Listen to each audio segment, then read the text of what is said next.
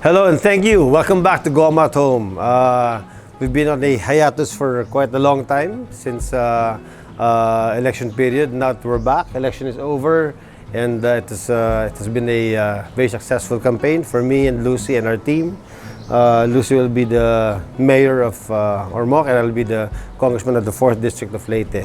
Pero tuloy-tuloy pa ng Goma At Home natin, no? So this is our anniversary celebration. All right, so for today's ingredients, we'll be using local clams. Now we call this kinason.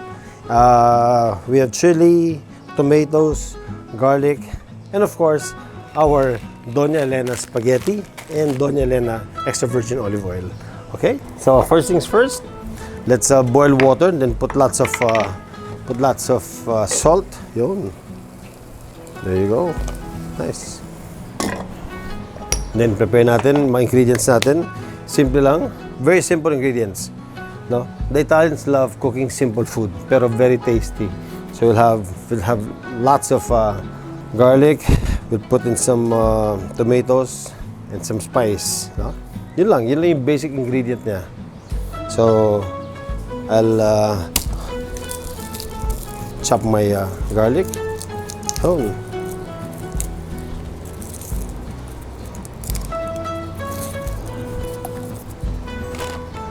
Right. Normally when you watch mga cooking shows, no, gusto nila flavor lang nila yung oil with garlic. Ako I really want you to eat and taste the garlic, kasi yung iba ginagawa nila, other chefs, they just infuse the onion dun sa oil. Pero masarap talaga yung masarap talaga yung maraming garlic yung yung oil. So yun ang gagawin natin dito. And you know, since it's seashells, gusto mo talaga na marami kang very very complex yun, no? Yung taste mo using simple ingredients, no? So with garlic, chili, tomatoes, tapos instead of using parsley, I am using basil para medyo stronger than parsley. Kasi alam mo yung kinason, it has a stronger taste than yung halaan, no? So yun ang gagawin ko. Okay, and then I'll just chop this a little. So mukhang marami na siya, pero actually I really want more. I want more. And let's put more garlic. Yan.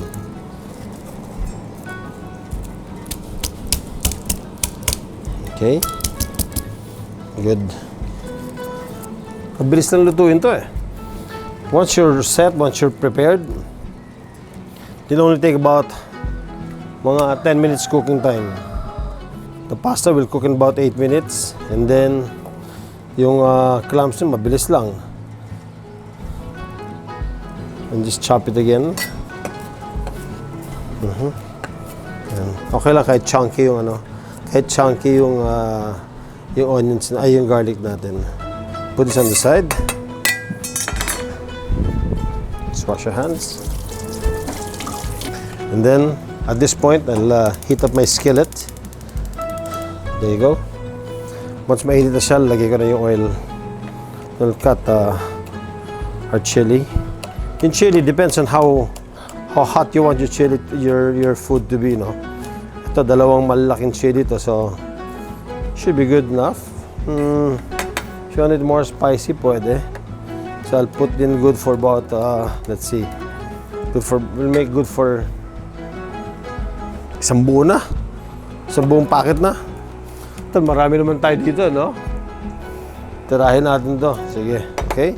So there's your chili, and then we'll put in our oil using our Doña Elena extra virgin olive oil. Put in lots of olive oil, and sarap. So while it's heating up, we'll cut our tomatoes.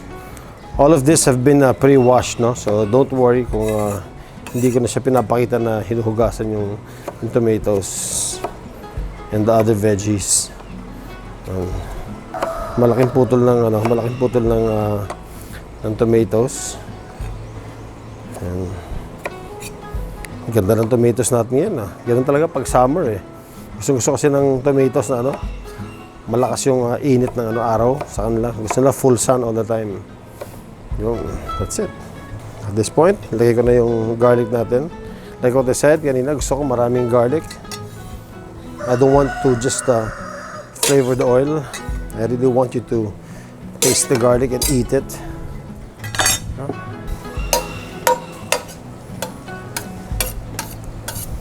There you go. So while we're doing that, sasabay-sabay natin luto natin. Rolling boil.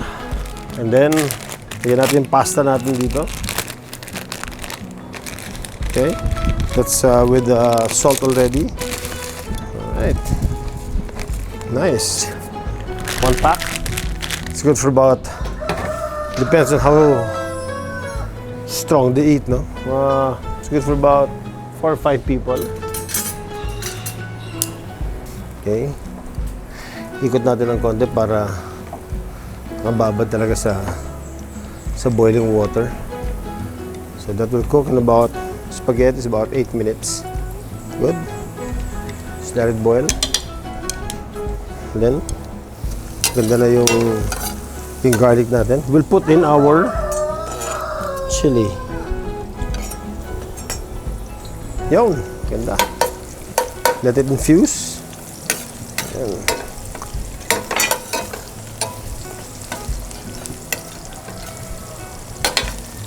Okay, and then I'll put my tomatoes. Yun.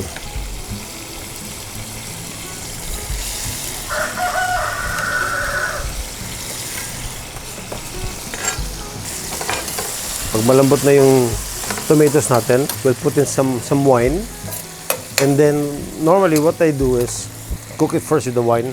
Saka ko pala ilalagay yung clams. Other people will not agree with me. Kasi sila nilalagay mo na yung clams, nilalagay mo na yung garlic, tapos saka lang nilalagay yung tomatoes. I want my wine first. So that will cook the acidity. That will cook the alcohol of the wine. Bago ko ilagay yung clam. Open a bottle of white wine. It's a Chateau Maison, Bordeaux Sauvignon. Yan, Miss and Bote. Oh, Chateau. That means it was bottled in their own vineyard, no? And then yung source nila is that single source, yung grapes nila. So that's good. Kasi maraming mga vineyards in other countries. Yung mga grapes nanggagaling kung saan. So hindi distinct yung taste ng grape nila, ng wine nila. Okay. The nice thing with the single origin, talagang they can really call it their own. So yung flavor ng grapes nila, talagang lasang-lasa mo. Let's put in some wine, about half a glass. A little over. Yeah. Then, once it's boiling, doon natin ilalagay yung clams natin. And then let it boil. Check natin yung pasta natin. Yun. So, mix na natin. Yun. In fact, what I'll do next, ba't na mag-open yung clams ko, kahit hindi pa siya al dente, I'll put the pasta dito na sa skillet. And then dito na siya magme-marry, dito na siya maluluto. Put in lots of clams. Para yung flavor talaga nandyan. Lahat ng flavor ng clams nandyan. Okay. Okay. So while we're waiting for our clams to open, lagyan natin siya ng lots of pepper. Okay. I'm just cleaning my table. Okay. And some pepper.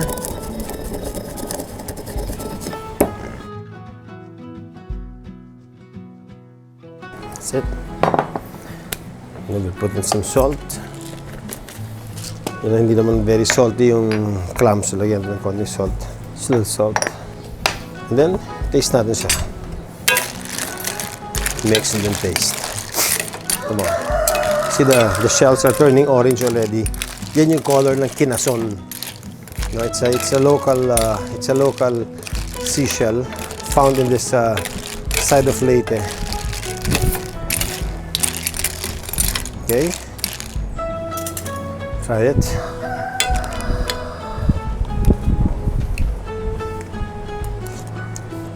Ooh, really good. Sarap. Konti pang salt. The pasta salty already, but we'll put a little more. Okay, sarap nito. Alam niyo ba yung clams? Ang dami talagang benefit nito. Number one, it vigors our men's fertility. Yun, no? Maganda to. It's great for collagen synthesis. It contains a lot of vitamin B12, provides iron, siyempre, helps regulate blood pressure, no? And then it's loaded with protein because of the meat of the clams. It's great for thyroid health because seashell, so mataas ang iodine content niya. So eating clams is really good for your health. There you go. Okay. So while we're waiting for this to open, you notice that this clams mas matagal siya mag-open kaya sa regular na halaan. So while we're waiting for that to open, we'll get some basil. Ang ganda ng tanim na basil namin yun, no? Really nice, ha? Ganda ng tubo ng basil namin, no? Okay, let's get the leaves. And then I'm going to chop this. Ganun lang. We'll put in lots of basil. Something basil, eh. I like basil for this one kasi stronger yung taste niya, no? Very minty. Perfect for this kind of seashell. Yun. Put in lots of this. Yan. Lagyan natin ito dyan. Okay. And then after this, I'll put in my pasta. Okay. Nice. Tumapon dito. How's our pasta? Good? Okay. So, lapit na mag-open yung shells natin. Nice. This particular shell, matagal talaga siya mag-open. So, once mag-open up na siya, we'll drop in our pasta. So, almost there. Okay. We'll continue cooking it here now. Transfer dito.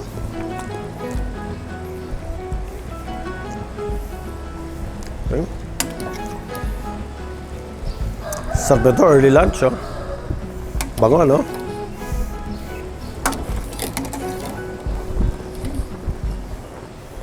Okay.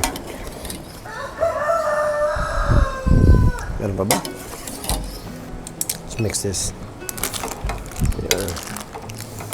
Nice. So the sauce na nandun galing sa clams, sa wine natin, yun, that will be absorbed by our pasta. Nice.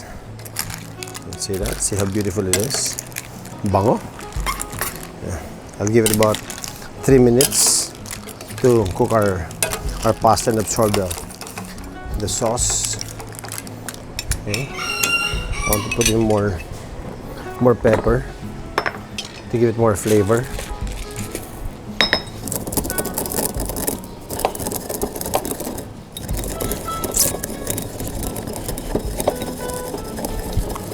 Okay. Okay, good.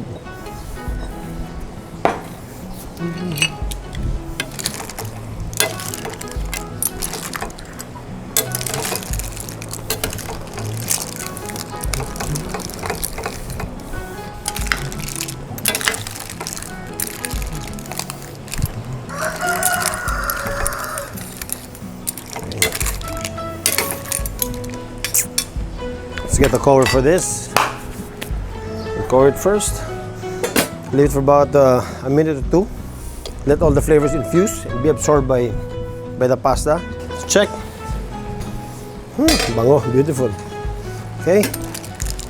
Open it. Beauty. Ganda. Let's turn this off.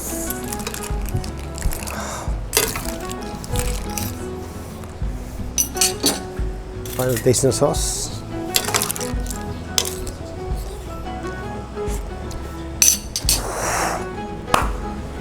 serve it. Okay.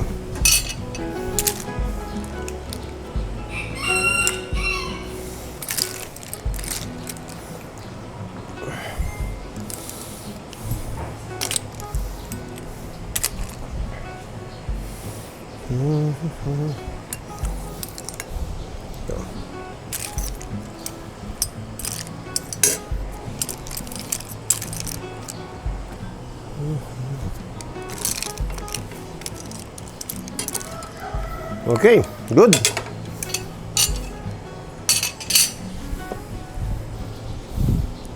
Okay. All right. Here it is. Our spaghetti seashell pasta. Oh, natikman natin yung clams natin.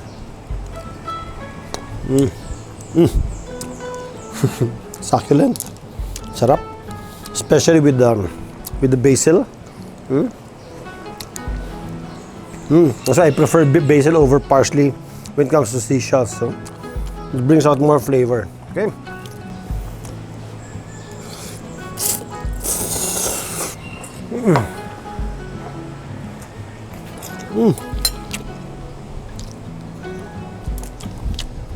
Really good in a summer's day.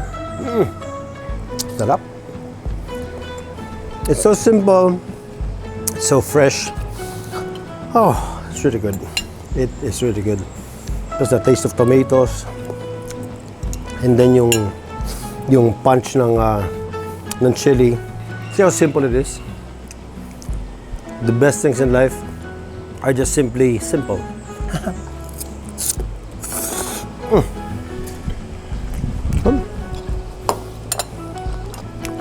There you go. Doña Elena spaghetti with the local seashells. This is Richard Gomez.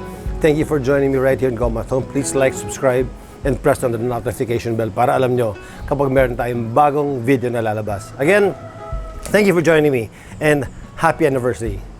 See you!